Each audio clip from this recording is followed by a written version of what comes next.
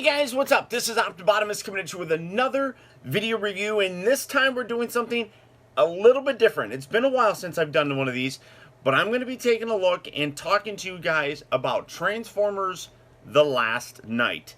Now, first and foremost, this is going to be a spoiler-filled video. I don't like doing non-spoiler reviews because I personally feel if I tell you that I liked or disliked the movie, to me, I feel that's already a spoiler. I've kind of talked about this many times before. Just putting my opinion out there without spoiling things, I feel already does spoil things. If I tell you, now this is completely made up, but if I tell you that Cade Yeager ends up getting tossed into space, that is a spoiler, obviously. But if I tell you that Michael Bay is actually a CGI character in the movie, that's also going to be a spoiler, right? But if I mean, again, those are just made up examples. But if I tell you that, say, I thought the movie was great, I thought the acting was phenomenal, or let's say I thought the acting was terrible, that creates an image in your mind. It puts something there that wasn't there before, something that you didn't already have knowledge of. And to me, that's a spoiler. So I think that if you do a non-spoiler review, you're basically still spoiling it. So I made that statement to the Raging Nation. Alex, I've watched your videos. If you're watching this, I've watched your videos with enjoyment for the past several years. You have done many different movie series, build-up kind of videos for the Transformers franchise, and they're enjoyable. I enjoy them. I personally do not like speculating. I don't like watching a trailer, and I'll get to a prime example of this when I talk about it later on. But for me, if you're going to speculate, that builds a hype, an expectation in your mind. And if you go into the movie with that in your mind and a theory that you may have created and thinking, you know, I would really like to see that aspect take place, and then you don't see it, it's going to just, in my opinion, create a sense of disappointment. And while I don't like doing it, I can appreciate the content that Alex does. I left a comment on his video, and I decided to take it down because it created a lot more drama than I wanted it to. But I basically expressed that I don't like speculating, and I don't think a spoiler-free review should have a specific things talked about. He seemed to get upset at some of that. I don't know if it was necessarily directed at my comment, but he did seem to get upset, and I do want to apologize. I didn't mean that to be an attack on you. And to his viewers, it wasn't an attack on him. I never made it personal. I don't know Alex, but I can't say that I like or dislike him because I don't know him. So it wasn't anything personal against him. It was just a personal, for me, personal preference kind of thing. But that being said, so one thing that I want to talk about first is the franchise itself. I'm going to be drinking a soda because I get dry mouth very easily. The franchise in general, I have now watched for 10 years, and to this day, it still gets an inordinate amount of hate from fans. This really does disappoint me. It bothers me. I don't like seeing it. I feel it does a complete disservice to the people who have grown up with the Michael Bay Transformers and have become fans of the franchise because of it. It's like, you know, I don't like the Unicron trilogy, but there's a lot of people that are fans of the Transformers franchise because of the Unicron trilogy. I personally don't think it's any good, but I respect and appreciate that they are fans of the franchise because of what that brought. And that's the same thing with the Michael Bay Transformers universe. It doesn't take anything away, it adds to it. And the franchise, from the very first movie to the last night, has garnered that type of negativity. And it's so very sad to see. It really, really is. Now, these are, and I'll say this all day long, these are not good movies. I've never said they were good movies. I've never thought that they would be, epic stories. I never thought that they would win awards, anything of that nature.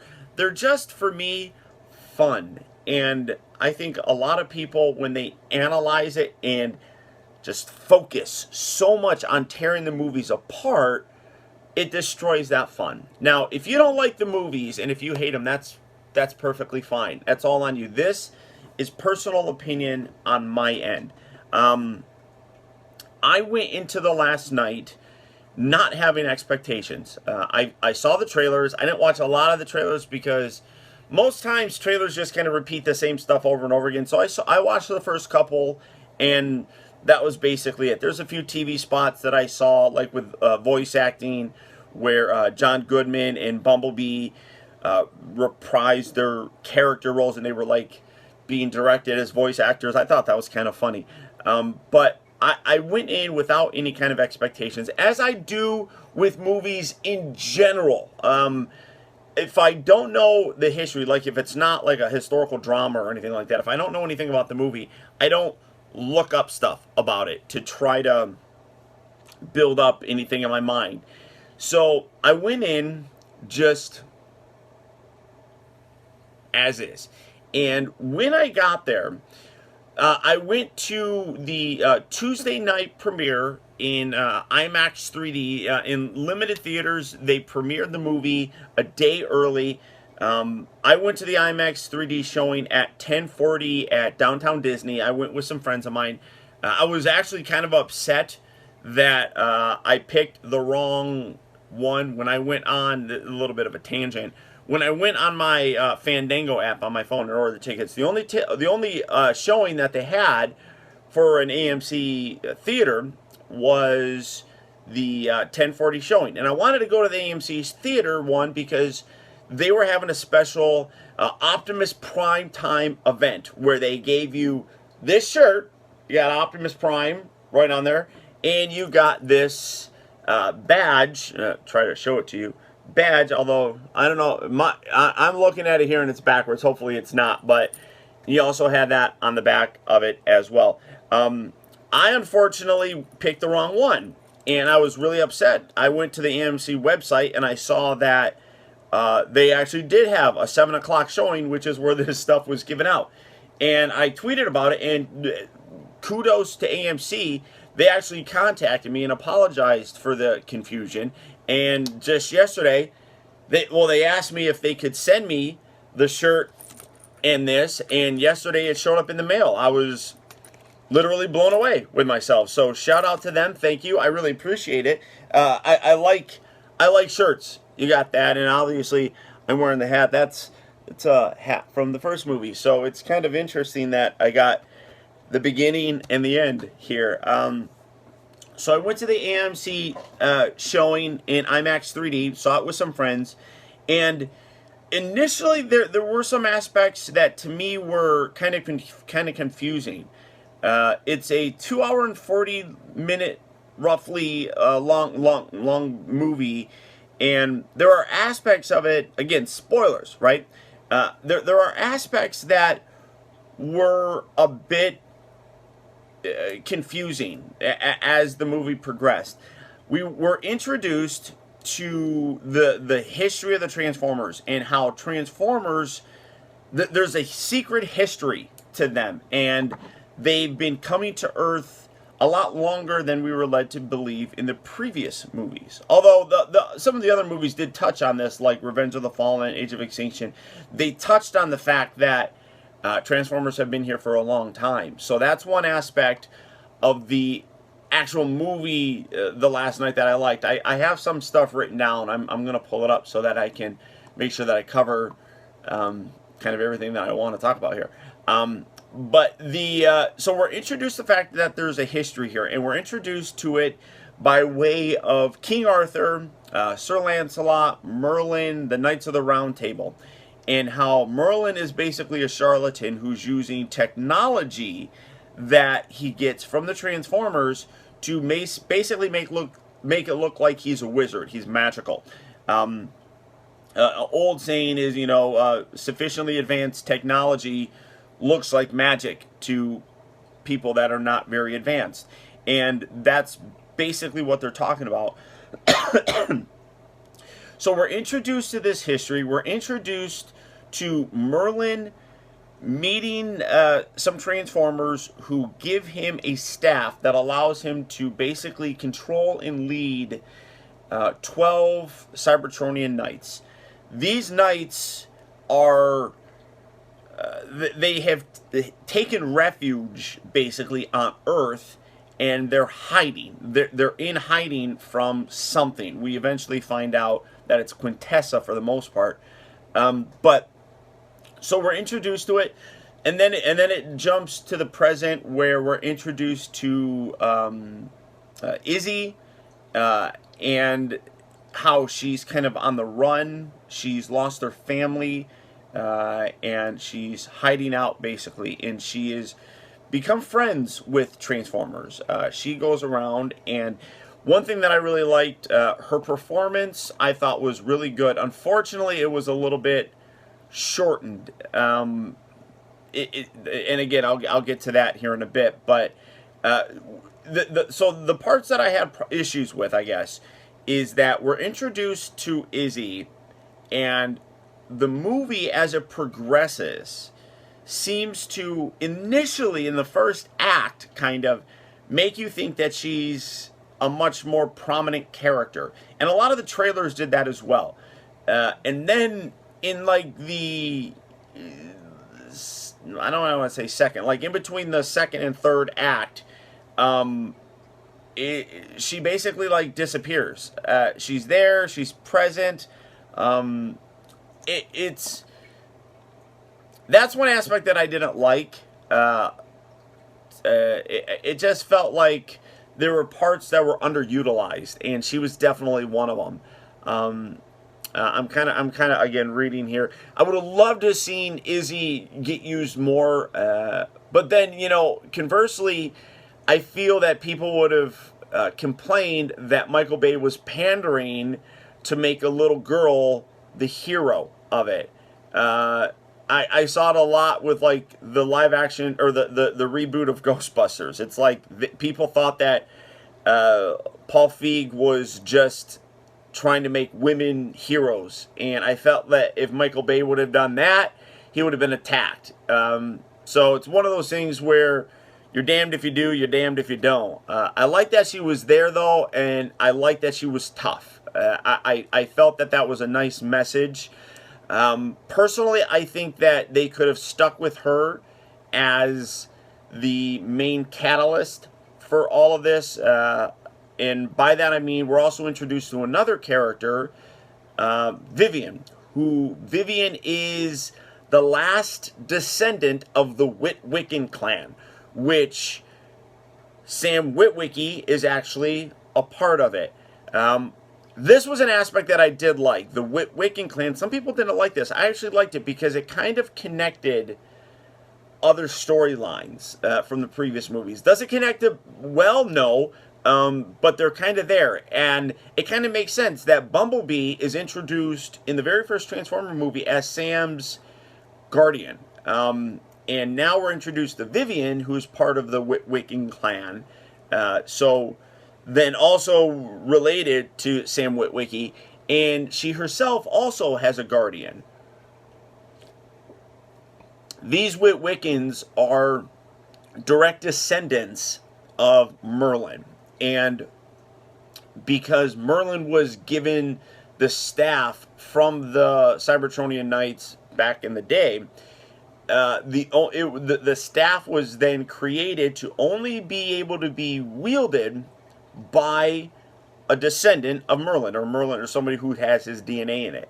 And that's where Vivian kind of comes in. Now, that's where I was talking that I think they could have used Izzy's character as that descendant, and you could have eliminated Vivian. Now, in eliminating that, you also then would have eliminated the romantic element that Vivian and Cade Yeager eventually develop, which didn't bother me as much as other people. I thought it was kind of cute, kind of played into what we got established in Age of Extinction, that he's lonely, he only has his daughter. Now his daughter's gone in last night, so, you know, has to evolve. But I think that in having Izzy be that, I think it would have been a good way to utilize that character more, and again, give more powerful of a message to girls. I think that would have been a much nicer message. And after all that, I did, you know, so that was something that was, I kind of felt like I was wishing. Some other things that I didn't like, I do feel that the Transformers, there weren't a lot of Transformers in the movie. That for whatever reason, that's a very valid complaint, that they're not in it a lot. There are more human elements in it, and that's another thing that a lot of people complain about. But one thing that has made the movie franchise successful, and a lot of people seem to kind of forget this, is that these movies are not made for us. They're made for people like my mom. They're made for people like my sister, my wife. Those happen to be all women, so I'm not saying that the movies are made for women, but it's made for people that are not your typical Transformer fans, which is why a lot of these movies are successful. They create a human element that you can identify with. The first movie, it was a boy in his car kind of thing, and a lot of people can identify with that. So that element has always remained true, and it's been in there since the very beginning, ever since G1. Every single cartoon has had human elements. Now, they've done a little bit better of a job, but they've also had a much longer time to expand stories and things of that nature. When you're talking about a movie, you're in a compressed amount of time, so you kind of have to have more of that. Now, I felt Age of Extinction had a lot more robots than humans, but the human element was still there.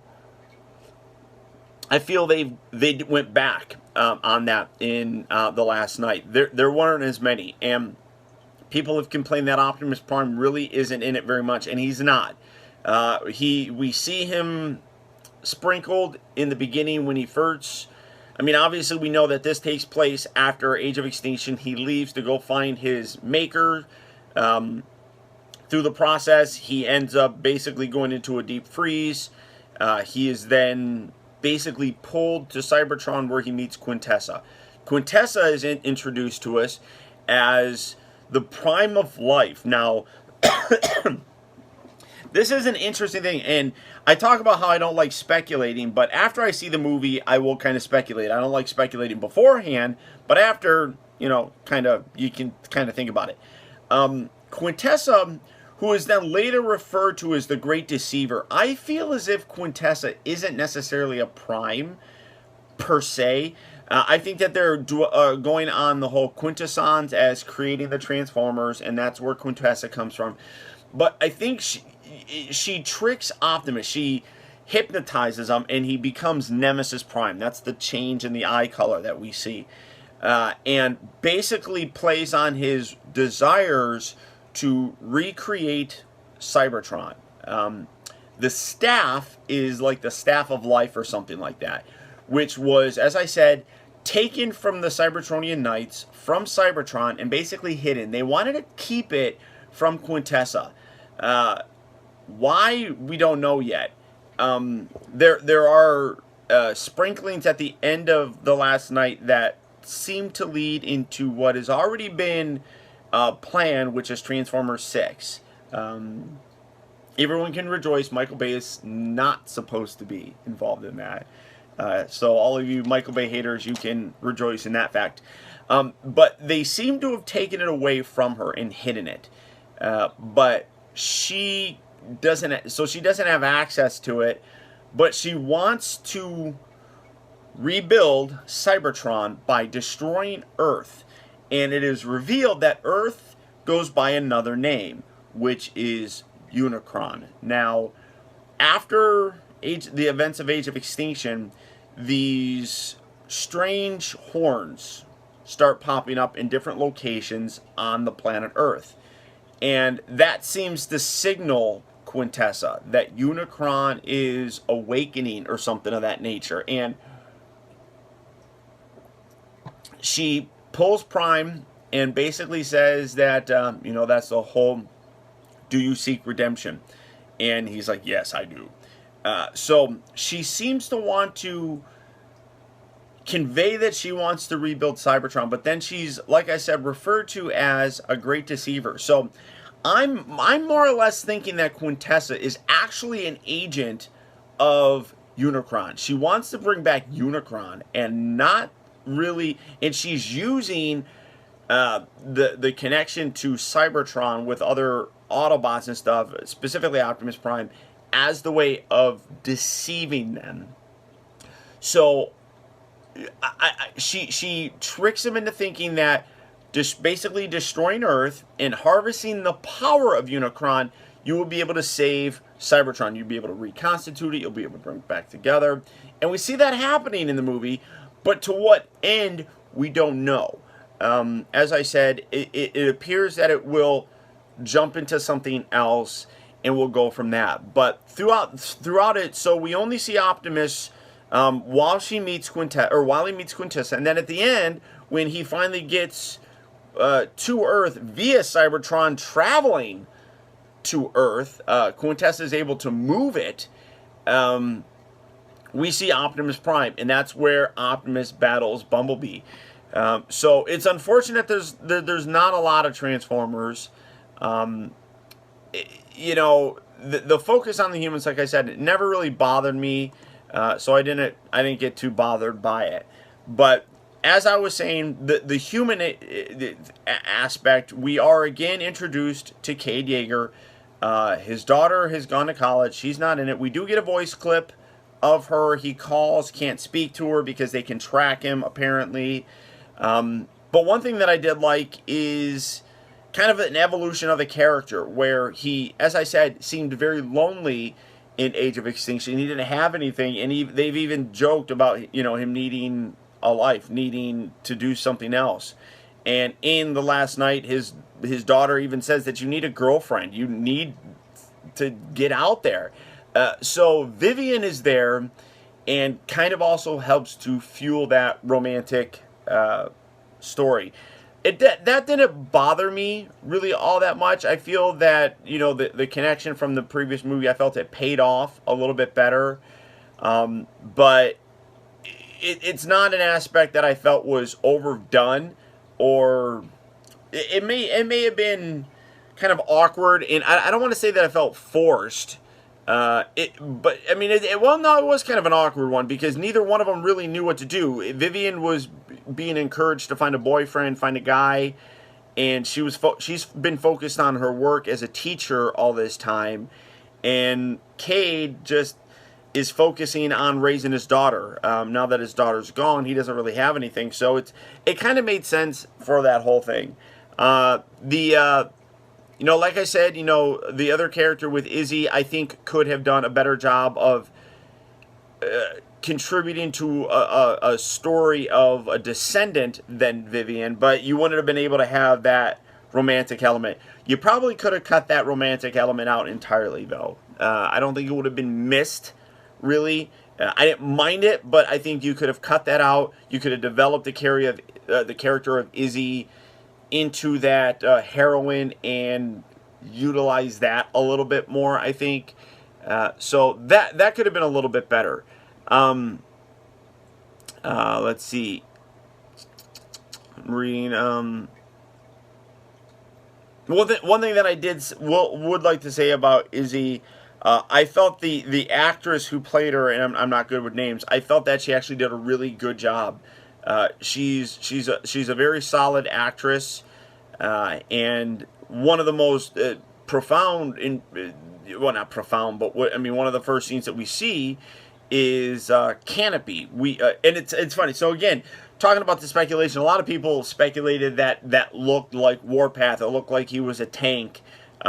Speculated that it could have been Bumblebee from an earlier time. And again, so you speculate and you think of all this stuff, and then you go in the movie and you find out that he's not really anything. He dies within like the first 4 minutes of us knowing him. He's introduced. There's some humor in it with a little boy who's got a crush on Izzy instantly, and she picks up on it and basically is, they're asking, who's this big giant transformer? She's like, well, as far as you know, it's my boyfriend. So it was kind of funny. I like the sass that she had in it. It was enjoyable. But the performance, we knew Canopy for, like I said, for like 2 minutes, and he's killed, and she provides a very emotional performance. She's an orphan, as I said. She's all alone. Her family died in the Battle of Chicago, I believe. She survived, but didn't want to become an orphan, or didn't want to go into a home or anything. And so she's been living on her own, and she's got Canopy with her, and she's got Squeaks. And Canopy, when he dies, she just puts out a performance that was powerful. Great acting right there. And it legit made me feel sad seeing him die, only knowing him for like 2 minutes. Her performance sold that. It was absolutely impressive. As I said, we're also introduced to Squeaks, who is basically damaged, can't transform. So the toy Hasbro made is, a little off the wall. Although there is a specific scene that has a little scooter there with a little hitch thing. Now that's not Squeaks, but there's actually a scene where you can see something like that. A lot of this stuff that I'm remembering and coming back with, I will say also, I picked up more the second time that I saw the movie. As I said, I saw it on Tuesday night. I went back Wednesday early afternoon and watched it again. I went by myself, and a lot of this stuff that I'm picking up, and a lot of the stuff that makes more sense in my mind, I saw after seeing it a second time. In a 2 hour and 40-minute long movie, there's a lot of stuff that's going on, and you don't necessarily pick up on the nuances of what's said in the dialogue, what makes sense here. So you're able to connect this stuff a little bit more, and I'm sure if I see it a third or fourth time, I'm sure I'll make even more connections. So where a lot of people will say that it's a very confusing movie, there's a lot that's going on in it, and it does get a little bit confusing. The Evil Prime thing, as I talked about, Quintessa wanted to use him to build on that, and a lot of the stuff, or to use him to be able to get access to this, because she's a creator, or a creator, I guess, I don't know. And Lockdown, if you remember, was sent to retrieve him. He fought and then ended up giving her exactly what he wanted by leaving. I mean, he went there to confront her on his terms, it seems, as opposed to being dragged there by Lockdown. But so I like the connections to the other movies. There were a lot more than that. How they all connect together, I don't necessarily know exactly. I'm sure the writers in their mind have some way to connect it. I think they were trying to connect it to movies that necessarily weren't meant to be connected to. So, like I said, we're introduced to Sam Witwicky and the Witwicky clan. I like the connection, and they even show an image of Sam from his eBay profile. You have his face with like the messy hair. Ladies' Man is there. So I like the fact that they showed that. A lot of people in the audience, both times that I saw it, clapped when they saw him. So I think they missed Shia a little bit. So that was a nice connection.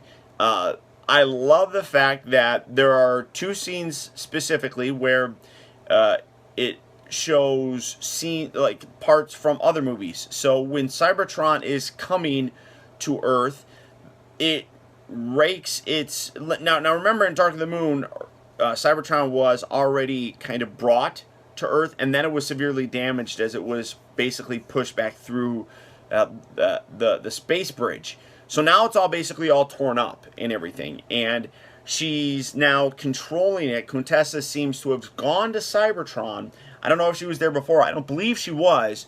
I think she went there to drag it to Earth. Again, for whatever reasons, we don't know. She leads Optimus to believe that it's to resurrect him. We'll find out. But as it's being dragged, it's got like these tendrils that kind of like come out. You know, it's like it's got fragments of the planet connected by giant tendrils. And as it passes the moon, it drags some of these tendrils across the surface of the moon, and we see the arc from Dark of the Moon there, which I thought was great. When these tendrils then envelop Earth, and you got Earth, and you got the like that, and as it's dragging across, reconstituting to form Cybertron, it drags across the pyramids that we saw damaged in Revenge of the Fallen. So I like these connecting points to the other movies. It draws on that mythos that was created in the previous movies. Does it do it well? No. I think, like I said, those previous movies weren't meant to connect to this one. So they're looking for ways to try to do it. And I think they did decently with it. Also, many times, one thing that I loved, and my jaw dropped when I saw it, and I... Woo! Was when Agent Simmons was introduced to us again. Plays a very small part. He's actually the one who figures out basically everything. And he's in Jamaica along with Topspin, which everyone always has complained. Where do these other Transformers go to? Why do they disappear? Like, that never happened previously in Transformers cartoons or anything. You know, I mean, they just show up, and then they're not in an episode for however long, and then they're there again. Like, where do these guys go? So I love the fact that Topspin was there. I think it was Leadfoot that we saw was killed in Age of Extinction. So it's like, he's like, peace, I'm out, I'm going somewhere. So he went down to Jamaica, and that's where Simmons went. And Simmons is still a conspiracy theorist, and still is trying to figure all this stuff out, why these Transformers keep coming here. And he's in communication with, I forgot his name, but Anthony Hopkins' character. I saw the movie twice and I don't remember his name. That's probably not a good thing. Yeah, I don't even remember. But Anthony Hopkins' character is there, basically working with Simmons, in a sense, to try to figure out what is happening. Now, Anthony Hopkins' character plays the last descendant of the Wiccan clan, and he's tasked with protecting the secret of Transformers on Earth. And that is the talisman that Cade ends up given to him by a knight. Strangely enough, it just happens, kind of. It's like he's searching for Transformers, and he finds one while protecting Izzy, and this talisman's there. And also the Staff of Life. So he's working with Simmons to try to figure all this stuff out, what the end game is for it. And it is basically that Unicron is... It seems Unicron is coming back to life. He's... They play on the kind of like the Transformers Prime storyline, where Unicron is like the core of Earth. And this is where I was thinking that like Quintessa is trying to revive, I should say, Unicron, and she's tricking people into doing it. There's an end scene that, again, like I said, leads into what I can only assume is like Transformers 6, which is supposed to come out, I think, in 2019. There's a scene of her where she looks like a human, and she's down there where one of these horns have come out of the surface of the Earth. And she's talking to him, and she's like, don't do that. Don't touch him. He doesn't like that. But if you want, I can tell you how to kill Unicron. And it's like the guy's like, I don't know who Unicron is. But I think, again, she's trying to deceive people and trick them. But in tricking them, actually is working to revive Unicron. So I think more of the origin will develop in the future cinematic universe of it. I don't particularly like them going with Earth as being Unicron. I didn't really like it with Transformers Prime. But it was one of those things where it just felt weird to kind of do. Especially in a world where you have something like a planet-sized Cybertron already there. So it's like, why can't you have a whole separate planet be Unicron? I don't know why you have to make it the core.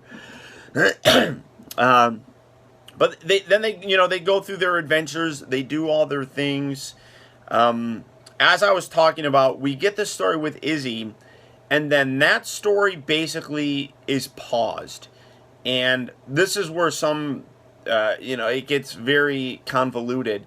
Then it goes into Sir Anthony Hopkins meeting with Vivian, meeting with Kate Yeager to explain all of this kind of stuff. Meanwhile, Izzy and the other Autobots are back at their junkyard. They're just off doing whatever. They're doing their own thing. And we're left to this exposition about Transformers and the history of Transformers. We're also introduced to a couple other characters, Cogman, as well as Hot Rod. Now, Cogman I like. People have complained about him. He's been there basically since the dawn of time, for the most part, assisting Whit Wickens. And he's there with Anthony Hopkins as his butler of sorts. Over the years, things have basically worn down, and he basically has become a sociopath. And he even says that in the movie, which I thought was kind of funny. I laughed at several of his lines and everything. But Hot Rod was one that a lot of people, I think they were hoping for more, but then because it's Hot Rod, I think that would have blown up in people's faces just in general because it's Hot Rod. He's that new Lamborghini, which absolutely looks gorgeous. He's got a French accent with which a lot of people do not like, but they basically go on to say that he doesn't like the French accent. He wishes he could get rid of it. But well, Anthony Hopkins' character says that he likes it, but then Hot Rod's like, "Oh, you kidding? I hate this accent," and basically it's the first the Earth voice that he hears, so that's what sticks in his processor. So it is what it is. I felt he could have been utilized a little bit better. One aspect also that I did not like was Bumblebee and him we're led to believe knew each other previously. Now, like I said, Transformers have been on Earth for a very long time. That includes Ironhide, that includes Bumblebee, that includes Hot Rod, that includes all these characters. And a lot of people have issue with that, but it's already been established that they've been on Earth for a long time. It was established that in the very first movie that Bumblebee was here before. There are other, Transformers that are here. The Decepticons already seem to be here. I mean, there's a lot that's already involved with it. So the history doesn't bother me about them being on Earth. Bumblebee and Hot Rod appear in a scene where it's a flashback scene to like World War II where they're fighting Nazis. And the thing that bothered me was they seem to know each other there. They were fighting side by side. But then when they're introduced to each other again, later on when they're at Anthony Hopkins' castle, there's no acknowledgement of a previous relationship with them. So that's one aspect. I mean, they seem to hit it off and they, start working together again. But, a simple, like this one, "What's up, B? How you doing?" Could have been, I think, done a little bit better. So we go through that. Then we go through the chase of Cade and Vivian discovering the spear of, or not the spear of life, the staff of life. And that's when Optimus Prime finally gets there and basically takes it from him. And the only one that can stop him at this point, because the only one that went with Cade and Vivian was Bumblebee.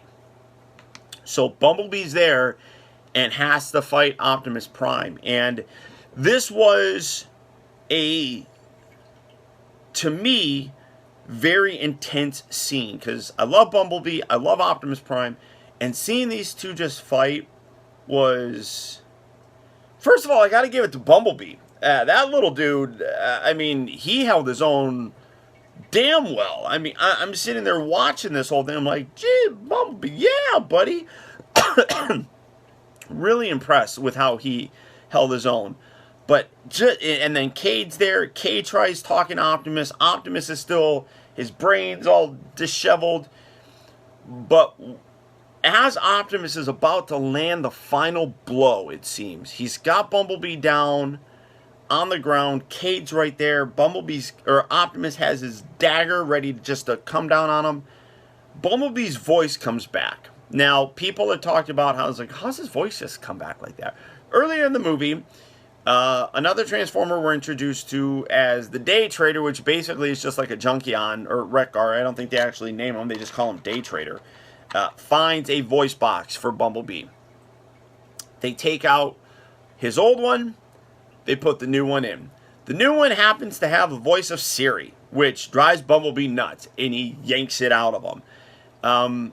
We never see him put back his old voice box back in.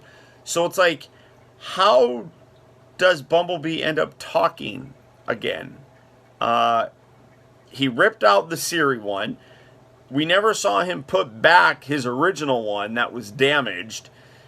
How is he able to talk? Now, in listening to the voice, it's not very crisp. You know, I mean, you hear it, and it's not as well spoken as the other ones. It's still a bit broken up. So my theory, and this is all it is, it's a theory, is that he's still using his radio to talk. As Bumblebee, or as Optimus is about to land the final blow, he channels that inner, this is how my voice used to sound. I'm going to use the radio to try to bring it out. And it works, but it's still kind of choppy. So that's what maybe, I don't know.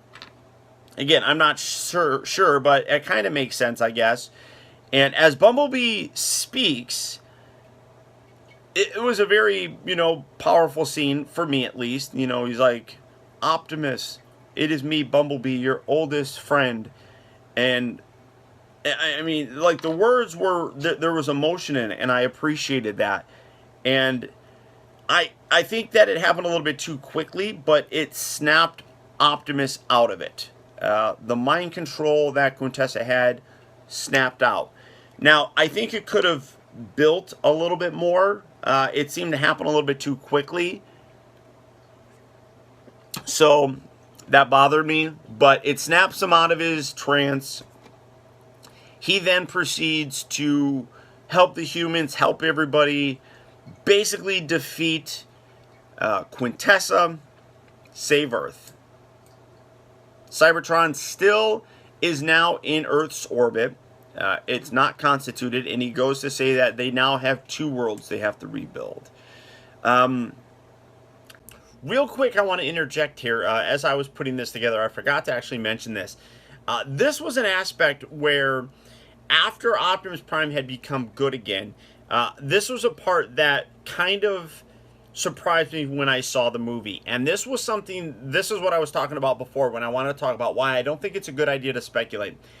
In the trailers for the movie, every single time that we saw, like, a whole bunch of knights coming around, like, circling Optimus, he takes his sword, he spins around, he cuts them all in half, he turns around, faces the camera, looks at the camera, his eyes are purple. Now, I saw a lot of people speculate and look at that as saying Optimus is a bad guy. He's going to be blowing up a whole bunch of stuff. And yes, he did do that. But in the movie, this scene took place after he switched back to the side of good. His eyes weren't purple in the movie anymore. They were blue. So you see this in the trailers and you begin speculating. You begin creating these theories that Optimus is going to have this huge epic battle, and that Megatron's going to be the one that's going to have to stop him, that he's fighting off all these knights and he's destroying them all. And that isn't how the actual scene played out. So you create this speculation in your mind, you drum up this theory, you create this expectation, and for me, it was enough that made me like, wait, what? That's not right. His eyes were purple. This has been changed. So if you go through that process of speculating, then it creates, like I said, a problem, especially when you see that it's different in the film. And this is a case in point of it. So this is one of those reasons why I don't like speculating, that I don't like watching trailers and creating theories on what I see. It was changed. So at that point, I knew all bets were off. And then, like I said, then it ends. And we're then left with a little teaser that we've gotten many times from other movies, such as Marvel movies. And the teaser is, like I was talking about, Quintessa as a human talking about not touching Unicron, that he doesn't like that. And if humans want, she can show us how to destroy him. Now, the humans don't know that he's Unicron. So it's left up to speculation at that point in time. So that's basically what happens in a nutshell in the movie. For me, I appreciate, like I said, I appreciate the franchise for what it is. I don't have expectations. A lot of people have talked about how if they just made the 86 movie into a live action, that'd be a great movie. I've seen kids nowadays watch Transformers from my day, and they're not interested in it. It's not cool to them. Both times I went to the show to see the movie, it was filled with kids. The first one, not so much. I wouldn't even say half filled. I'd say maybe a third filled or so. But it was also Tuesday at 10:40 at night at downtown Disney. Both times that we were at the movie, at the end, people erupted in applause. There were a lot of jokes in the movie that a lot of people laughed at. There was not as much, I would say, like toilet humor in this one as previous ones. The whole Bumblebee peeing on Simmons, Devastator's scrotum. I mean, all that stuff. There really wasn't much of that. There were some jokes in it that were, I think they were meant as to be like awkward jokes, that then turned like, oh, wait, what? Did she just... Like, there's one in particular where Kate is making fun of Vivian's dress, and she's like, well, if you don't like it, I can take it off. And he's like, oh, okay. I don't think that, that wasn't intended. That was just like an awkward thing that she said that, obviously it was meant to be a joke, but, it wasn't set up that way. It was set up as being like an innocent misspeaking kind of thing. So there were jokes in it. I didn't think they were as crude as previously. As I said, I felt as if they could have done a little bit better in terms of the story by not having Vivian in it. I understand why they did, if they really wanted to go with the aspect of romanticizing the relationship. I think they could have done without that. But all in all, this was a movie that I really did enjoy. I enjoyed it more the second time that I saw it. And there was a lot of aspects that made more sense the second time that I saw it. I do understand the criticism. There's a lot of criticism that I agree with, and I have. But I don't think it makes it as bad as a lot of people are saying. Right now, it is... critics score it very low, but strangely enough, again, critics are critics.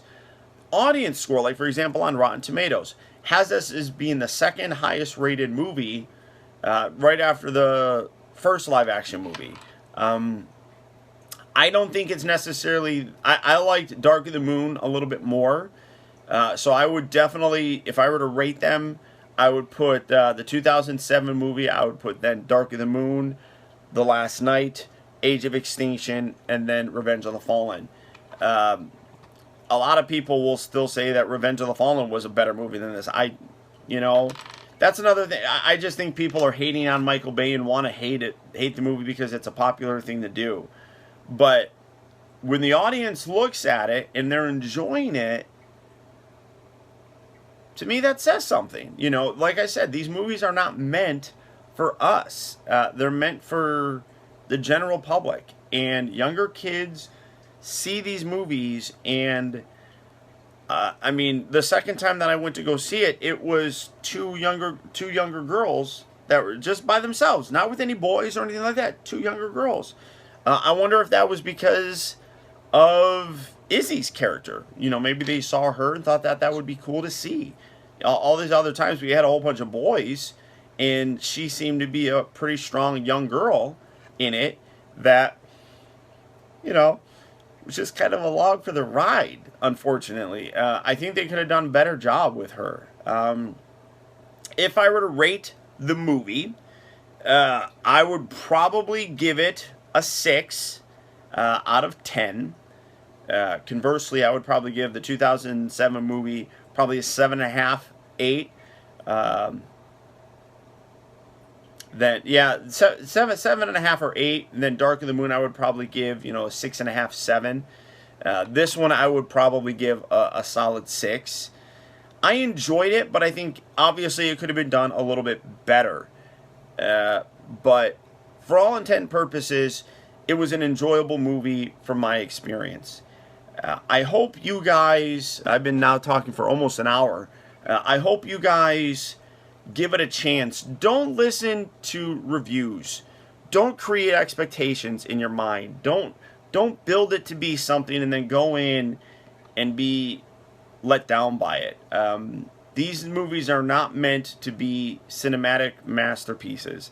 They're meant to just be fun popcorn spectacles. Michael Bay does a great job of doing that. People talk about base explosions, but he knows how. He's a very good cinematographer. He's very good at framing things. A lot of the CGI looked amazing, so I have to give shout out to the ILM, and I believe Digital Domain worked on it as well. They did an amazing job. Like I said, I saw it first in IMAX 3D, and I thought it looked gorgeous. So visually, I thought it looked amazing. Probably the best of the Transformer movies. The score by Steve Jablonsky, I thought, was very well done. One aspect that I loved was he put the old themes back into the movie. We lost those in Age of Extinction. It's like they wanted to go into a different direction, so they used a different kind of musical score with it. I still enjoyed it, but I missed those elements. And when they only appeared once, and that was when Cade was talking to Optimus, telling him not to lose faith in humans. And it was the piano. Ding, ding, ding, ding, ding, ding, ding, ding. Ding, ding, ding, ding. I love that theme. And he put those back in. So I really enjoyed the music in it. It was on par, I felt, with what the previous ones were. As I said, I feel like Age of Extinction took a little bit of a step back in it, but I think that went forward again with this. All in all, decent movie. Like I said, I give it about a 6, but it's a fun one. It's fun for me, and I hope you guys, if you're interested, don't listen to other people. Don't listen to me. Don't listen to anybody else. see it for yourself. Go in with, your mind open. Don't try to analyze it too much. Just enjoy it for what it is. That's how I'm able to say that I even liked Age of Extinction. I mean, I ranked that the worst out of the movies, but I still just had fun with it. It's just a ride. It's just a ride. Now, this leads into 2018. We're getting a Bumblebee spin-off movie. Reports are that it's going to take place back in like 85. And I think something just came out recently that he may be a Volkswagen Beetle in it. Who knows? But it's apparently that he comes to Earth. He's here, and he ends up creating a relationship with a young girl in it. That could, again, be another really strong performance, and I hope that it is. It would be nice to see a young girl in the role saving the whole planet. So we have that one coming up, and then we have Transformers 6 coming up in 2019. So we'll see what the future holds. As I said, I enjoyed the franchise. I've enjoyed it for 10 years. It's created a whole new generation of Transformer fans. I mean, I made the statement after I got out of watching it the second time. I went during the day, and obviously I drive a 2011 Camaro that looks like Bumblebee. And there's so many kids that got out of the movie, and they're pointing at my car, and they're going like this, and they're smiling, and a mom was taking pictures. That's what it's about. That's what it's about. And when I see that, and I see that response to like my car, to me, that's the point of the new Transformer movie. It's created new fans for us. And these fans hopefully be around for another 30 years, just like I've been around. So, it is what it is. It's created a whole new generation one of Transformer fans. This is their generation one. And I know some of my friends, like G1 Hexatron's going to hate me for saying that, but I just feel that it's created a whole new group of Transformer fans, and a lot of the stuff that we owe to this day, things like this guy. We're getting this because of the newfound excitement for the franchise that I don't even remember. It wasn't even this big in the 80s. I mean, after 10 years, by 1994, 1995, Transformers was basically dead. Beast Wars helped to revitalize it back then. And that's what we have now with the Transformers live action movie. So, to Michael Bay, who I know will never watch this video, I do want to say thank you for doing this, for putting in 10 years of your life to really branch out this franchise and give it the life that us fans really do appreciate, whether or not we know it or not, or admit to it or not. A lot of the stuff that we have, like I said, is thanks to that popularity. So to Michael Bay, I say thank you. This is supposed to be his last Transformer movie. Whether or not it is, who knows? If it is, I say good luck to you, sir. And I wish you all the success in the world, obviously. Continued success. And I just hope that the Transformer franchise can continue on doing what it's doing. The spin-off movies should be, because it's Bumblebee. Everybody, most people love Bumblebee. Hopefully it just keeps doing what it's been doing. And if it is, like I said, I'd love to see this continue on for another 35, 40 years. So that's it, guys. That's my look back at Transformers The Last Night, with a little bit of extra stuff talking about the just Transformer movie in general, franchise in general. If you guys sat here and watched the entire thing, thank you so very much. Your support, I'm here because of the Transformer movie, so your support is phenomenal. Thank you so much from the bottom of my heart. Thank you, thank you, thank you for watching and continuing to watch. So until next time, guys, I want to thank you for tuning in. This has been Optibotimus. Don't forget, if you like this video, so please hit that thumbs up button. It goes a long way towards helping me out, and I'd really appreciate it. Also, if you're new here, be sure to subscribe in case you haven't already subscribed. That way you get instant email notifications whenever I upload a new video, and you never miss out on a future review of mine. Or hey, if you're already subscribed, there's a little bell right below this video. Click on it and double check your settings to make sure that they're set so that you get those email notifications. And until next time, guys, till all are one.